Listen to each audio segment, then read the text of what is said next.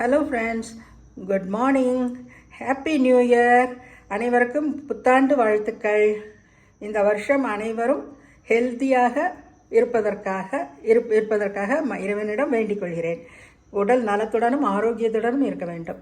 இன்று நாம் பூண்டு சாதம், சுக்கு பொடி போட்டு பூண்டு சாதம் பண்ணுவது எப்படி என்று பார்ப்போம்.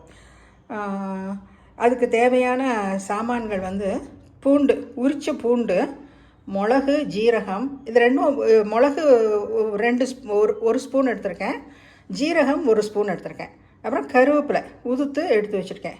இது மூணையும் அரைக்கணும். அப்புறம் சுக்கு பொடி இப்போ கடைகளில் கிடைக்கிறது இந்த மாதிரி. ஸோ அது 1 ஸ்பூன், நல்ல கோபுரமாக 1 ஸ்பூன் எடுத்துக்கலாம். இவ்வளவு இந்த சுக்கு சேர்க்குறது உடம்புக்கு எப்போவுமே ரொம்ப நல்லது.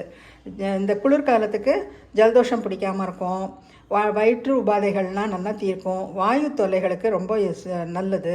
அதனால் சுக்கு பொடி போட்டு பூண்டு சாதம் பண்ணுறதுக்கு ஏற்பாடு பண்ணிட்டுருக்கேன். இது குழந்தைகளுக்கு சுக்கு பொடியும் இந்த பூண்டும் போட்டு மிளகு போட்டு பண்ணுறது கொஞ்சம் காரமாக இருக்கும். குழந்தைகளையும் சாப்பிட வைக்கணும். முக்கியமாக குழந்தைகளை தான் இதை சாப்பிட வைக்கணும். வயசானவங்களும் சாப்பிடுவாங்க. அவங்க 2 பேருக்குமே இது ரொம்ப ஹெல்த்தியானது, ரொம்ப ஹெல்த்தியான சாப்பாடு இது. அதுக்காக இது கிஸ்மிஸ் தாளிக்கிறதுக்கு கிஸ்மிஸும் முந்திரி பருப்பும் எடுத்து வச்சுருக்கேன். இப்போது எடுத்துக்கொண்ட 1 ஸ்பூன் ஜீரகம், மிளகு, எடுத்துக்கொண்ட இதில் கருவேப்பிலையில் பாதி போட்டு 1-2 திரித்து வச்சுருக்கேன். அடுப்பில் கடாயை வைத்து கொள்ளவும். அதில் இரும்பு சட்டி இருந்தால் அதுவும் நம்மளுடைய உடல் நலத்திற்கு ரொம்ப நல்லது. இரும்பில் சமைக்கிறது பெரியவங்கள்லாம் சொல்லியிருக்காங்க. நம்ம இந்த காலத்தில் அதை ஃபாலோ பண்ணுவோம். அதில் 4 ஸ்பூன் நெய் எடுத்துட்டு முந்திரி பருப்பை லேசாக வறுத்துக்கணும்.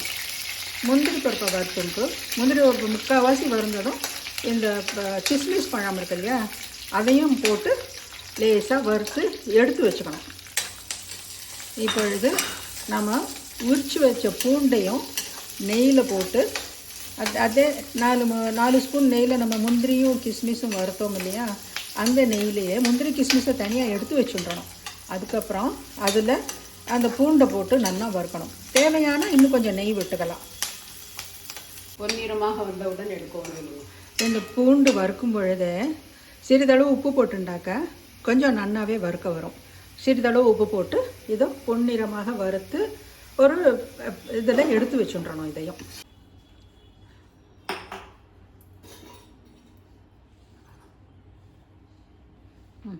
இப்பொழுது 1 ஸ்பூன் நெய் விட்டுக்கணும்.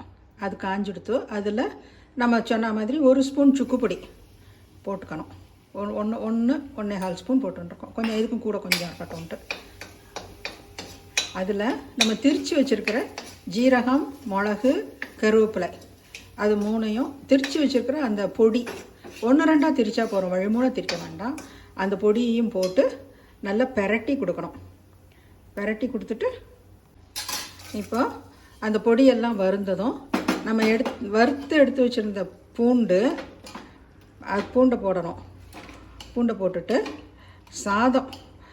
சாதம் தனியாக குக்கரில் வச்சு வடித்து வச்சுருக்கேன். அந்த சாதத்தையும் போடணும். போட்டுட்டு சாதத்தை போட்டுக்கணும். 1 கப் சாதம் வடித்து வச்சுருக்கேன், 1.5 கப்பு. ஸோ கரெக்டாக அதை போட்டுக்கணும்.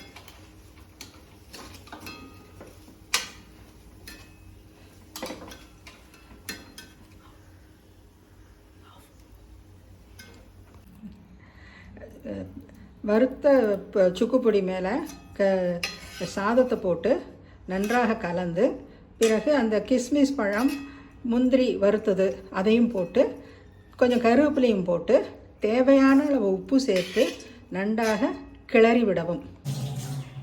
இதோ சுவையான பூண்டு சாதம், பூண்டு சுக்கு பொடி போட்ட சாதம். இந்த மழைக்காலத்திற்கு குளிர்காலத்துக்கு ஏற்ற ஹெல்த்தியான, உடம்புக்கு நல்ல ஊக்கம் தரக்கூடிய உணவு. குழந்தைகளும் பெரியவர்களும் விரும்பி சாப்பிடுவார்கள்.